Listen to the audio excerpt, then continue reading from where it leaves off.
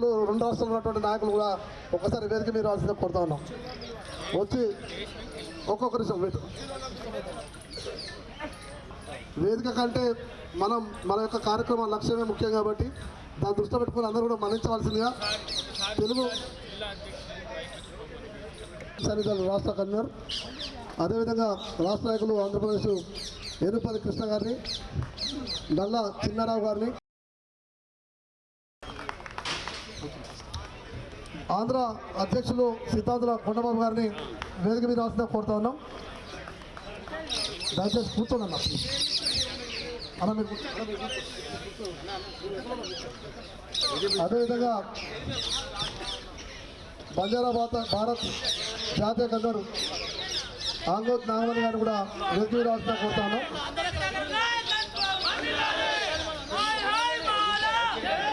జాతీయ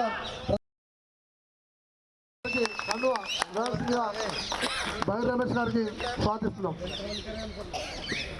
అదేవిధంగా బ్యాడ్జ్ ఉన్నా బ్యాడ్జ్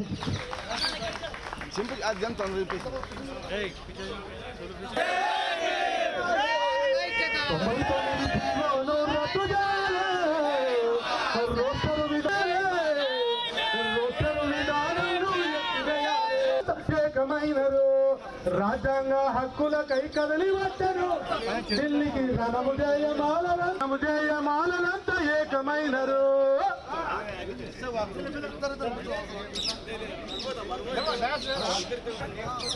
జయమాల జయమాల. రకరకాల నాయకులు మాత్రం పక్క జెండా ప్రతి ఒక్కల చేతిలో ఉండాలి. అడుగుతాను దయచేసి అర్థం చేసుకోవాలి.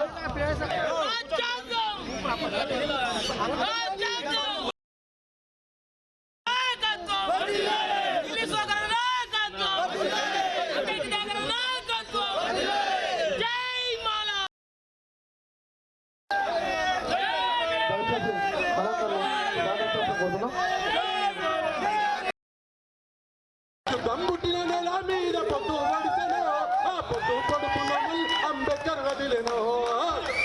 గంబుట్టిన నెల మీద పొద్దు పడితేనో గట్టిగా నల్ల నల్లని ప్రకృతమ్మ పరవశించిపోయెను. నల్ల నల్లని ప్రకృతమ్మ. అవునా కదా అన్న?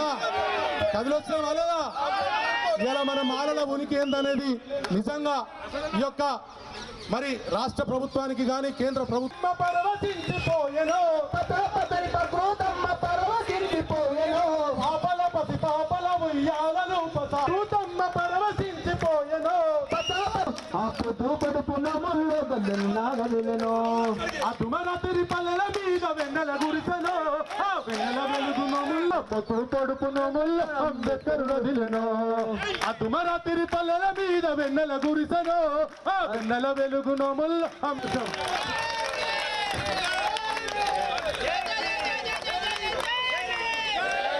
దిశల నుంచి విచ్చేస్తున్నటువంటి మనందరికీ అకామిడేషన్ ఇచ్చి భోజనాలు ఏర్పాటు చేసి అదేవిధంగా బైరి రమేష్ గారి నాయకత్వం మరి మన అందరూ నిజంగా కూడా ఈ యొక్క సభ జరగడానికి జై భీమ్.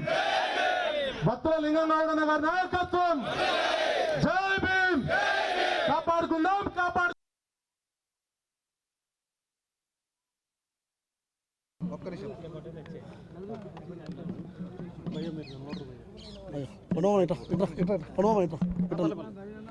భారత రాజ్యాంగం అమల్లోకి వచ్చి 75 సంవత్సరాలు అవుతున్నప్పటికీ కూడా దాంట్లో ఉన్నటువంటి హక్కులు దళితులు మొత్తం కూడా రోజు రోజుకు కోల్పోతున్నటువంటి పరిస్థితి.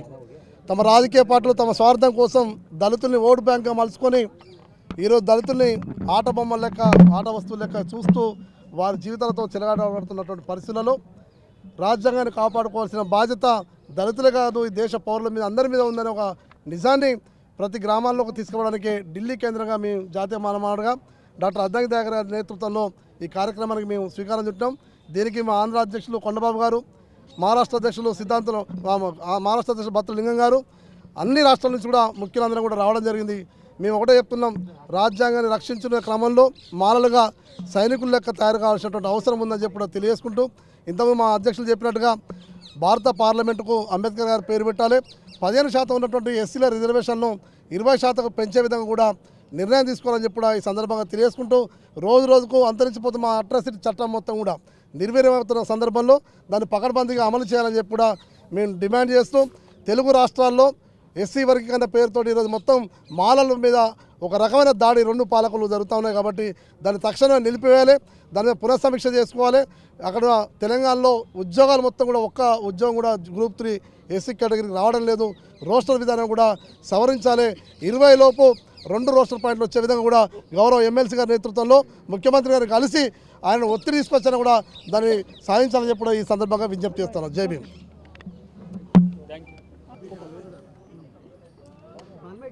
రాజ్యాంగ దినోత్సవ శుభాకాంక్షలు.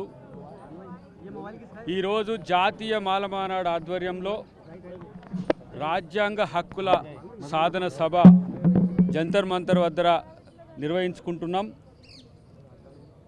రాజ్యాంగం వచ్చి ఇప్పటికీ 75 సంవత్సరాలు పూర్తి చేసుకున్న రాజ్యాంగ ఫలాలు ఈరోజు దళిత గిరిజనులకు ఆదివాసీలకే కాదు బడుగులకు అగ్రవర్ణాలకు కూడా పూర్తిగా అందని పరిస్థితుల్లో మళ్ళొక్కసారి రాజ్యాంగం తన యొక్క విధిని నిర్వహించడంలో ఏ విధమైన లోపాలున్నా వాటిని సరి చేసుకోవాల్సిన అవసరం ఉన్నది. అన్నిటికంటే ముఖ్యంగా రాజ్యాంగానికే ప్రమాదం వచ్చిందని చెప్పి ఇప్పుడు ఈ దేశంలో చర్చ జరుగుతున్నది. మేము ఈరోజు జాతీయ మాలమానాడుగా అంబేద్కర్ పూలే వారసులుగా రాజ్యాంగానికి ఎవడైనా అడ్డొస్తే ఎవరిని కూడా సహించమని చెప్పి రాజ్యాంగం మార్పు కానీ రాజ్యాంగం యొక్క ఏ స్ఫూర్తిని కానీ ఎలాంటి వ్యతిరేక భావనలున్నా కూడా ఈ దేశంలో ఈరోజు కాన్స్టిట్యూషన్ ప్రొటెక్టర్స్గా రాజ్యాంగ పరిరక్షకులుగా మేము ఈరోజు అవతరించబోతున్నాం. జాతీయ మాలమానాడుతో పాటు దళిత సంఘాలు, బీసీ సంఘాలు, ఎస్టీ సంఘాలతో అందరం కలిసి వచ్చే ఫిబ్రవరి లేదంటే మార్చ్ నెలల్లో పెద్ద ఎత్తున సామాజిక న్యాయ యాత్ర రాజ్యాంగ పరిరక్షణ కోసం చేసే ఒక ప్రయత్నం చేస్తున్నాం. దానిలో భాగంగా ఈరోజు 4 రాష్ట్రాలకు సంబంధించిన ముఖ్య నాయకులను, కార్యకర్తలను ఇక్కడికి పిలిపించుకోవడం జరిగింది.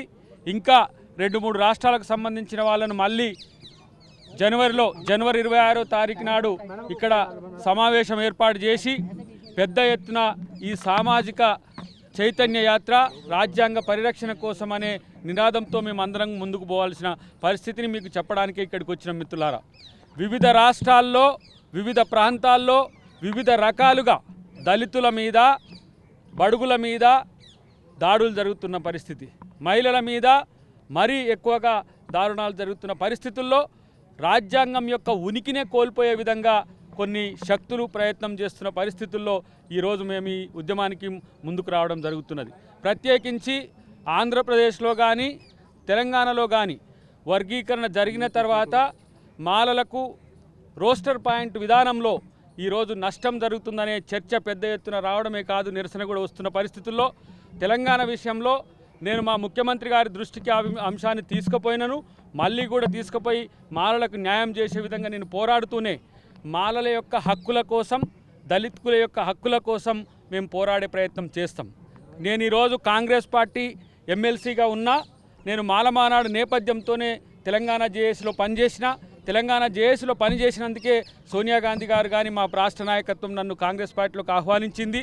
ఈ 10 సంవత్సరాల పాటు నేను ఇలా కాంగ్రెస్ పార్టీకి ఒక వీర సైనికునిగా పనిచేసినప్పటికి కూడా నా మూలం, నా యొక్క చైతన్యం అంబేద్కర్ కాబట్టి వారి యొక్క ఆశయ సాధన ఏ స్ఫూర్తితో ఈరోజు ఈ దేశం రాజరికంలోకి వెళ్ళేదో, నియంతృత్వంలోకి వెళ్ళేదో, లేదంటే ఇంకా అంతకంటే ఎక్కువ గణరాజ్యాలుగా మిలిగేదో అలాంటి దేశానికి ఒక మంచి రాజ్యాంగాన్ని ఇచ్చిన అంబేద్కర్ యొక్క స్ఫూర్తిని ప్రపంచం వేణోళ్ళ పొగుడుతున్నప్పటికి కూడా ఇక్కడ అంబేద్కర్ గారి మీద వ్యంగ్యాస్త్రాలు, అంబేద్కర్ విగ్రహాల మీద దాడులు, అంబేద్కర్ యొక్క ఆలోచన మీద దాడులు జరుగుతున్న పరిస్థితుల్లో ఒక దళిత నాయకుడిగా ఈరోజు మా రాహుల్ గాంధీ గారు ఏ విధంగా కాన్స్టిట్యూషన్ ప్రొటెక్టర్గా మారి ఈరోజు రాజ్యాంగ పరిరక్షకునిగా దేశం మొత్తం ఇలా కొట్లాడుతున్నాడో అదే స్ఫూర్తితో మేము కూడా ముందుకు పోతాం.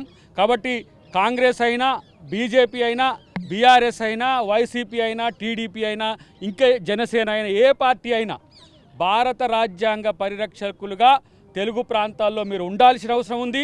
దేశంలో ఉన్న గుర్తింపు పొందిన ప్రతి పార్టీ రాజ్యాంగానికి ప్రమాదం ఏర్పడుతున్న క్రమంలో ఈరోజు జరుగుతున్న ఎన్నికల వ్యవస్థలో కూడా లోటుపాట్లకు సంబంధించి దేశం మొత్తం కూడా ఇలా ఈవీఎం మిషన్లతో ఏ విధంగా ప్రజాస్వామ్యం చోరీ అవుతున్నది, ఓట్ల చోరీ ఎట్లయితున్నదని ఒక పెద్ద ఎత్తున చర్చ జరుగుతున్నది.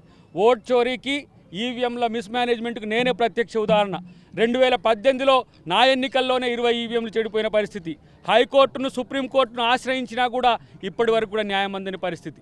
అంటే ఏంది, ఒక చదువుకున్న వ్యక్తికి, ఒక ఉద్యమ నాయకునికి నాకు జరిగిన అన్యాయం విషయంలో కోర్టుల ముందు మోకరిల్లినా సరే ఇప్పటి వరకు న్యాయం జరగలే. ఆ ఎన్నిక అయిపోయింది, ఇంకో ఎన్నిక అయింది, కొత్త ఎమ్మెల్యే వచ్చిండు, అయినా కూడా నా కోర్టు తీర్పు రాలే.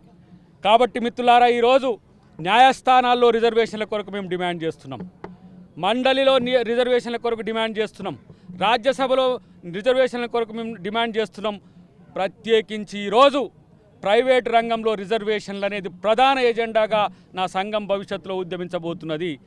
అంబేద్కర్ ఏ స్ఫూర్తితో మహర్లను ఏకం చేసి జాతి ప్రయోజనాల కొరకు పోరాడిండో అదే మహర్ జాతిని, మాల జాతిని ఈరోజు ఏకం చేసి మిగతా సంఘాలన్నిటితో కలిసి, అన్ని కుల సంఘాలతో కలిసి ఈ దేశంలో ప్రభుత్వ రంగం కుచించుకుపోయి ప్రైవేటు రంగం విస్తరిస్తున్న క్రమంలో ఉపాధి అవకాశాలు, ఉద్యోగ అవకాశాలు కోల్పోతున్న బడుగుల యొక్క అస్తిత్వం పెంచాలంటే మాలాంటి యువకులు రాజకీయాల్లోకి వచ్చి కేవలం మేము రాజకీయ లబ్ధి పొందడమే కాదు, ఇలా ఎవరైతే నష్టపోతున్న వాళ్ళు ఉన్నారో వాళ్లకు సామాజిక, ఆర్థిక, రాజకీయ ప్రయోజనాలు చేకూర్చేందుకు ఈ సామాజిక చైతన్య యాత్ర లాంటివి తీసుకొస్తామని చెప్పి తెలియజేస్తున్నాం.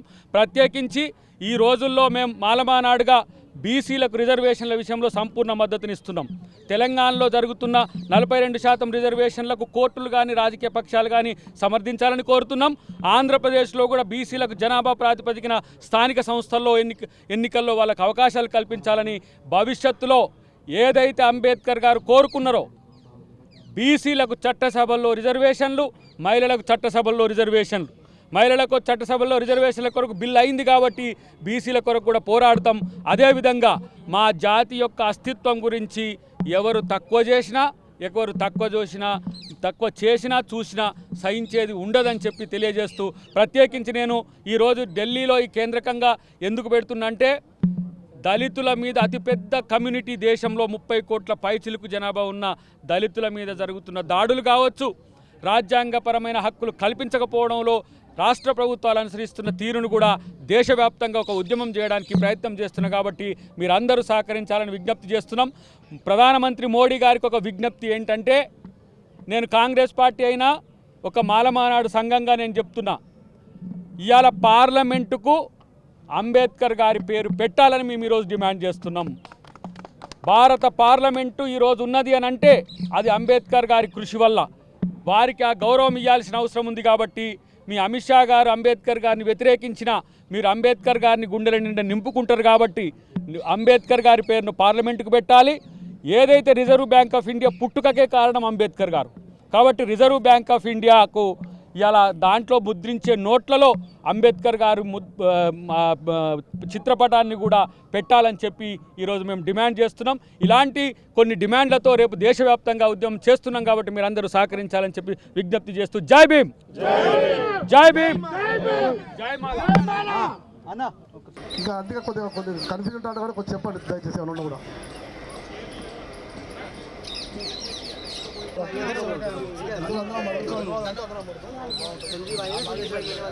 దయచేసి అందరూ